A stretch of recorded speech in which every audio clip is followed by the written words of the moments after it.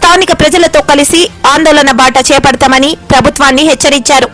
ఈ కార్యక్రమంలో కేవీపీఎస్ నాయకులు రాజు, కార్యకర్తలు బాలు, నాగేష్, ఎం ఆంటోనీ, ఎం ఇస్రాయేల్, ఎం నతానియేల్, స్థానిక ప్రజలు తదితరులు పాల్గొన్నారు. గ్రామంలో ఎస్సీ కాలంలో కేవీపీఎస్ ఆధ్వర్యంలో సర్వే చేయడం జరుగుతుంది.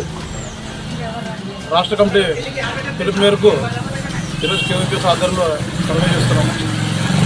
గత సంవత్సరములుగా ఎస్సీ కాలంలో పట్టించుకున్న నాదోడే లేదు. 20 సంవత్సరాల నుంచి ఈ రోడ్డు విషయంలో అధికారులకు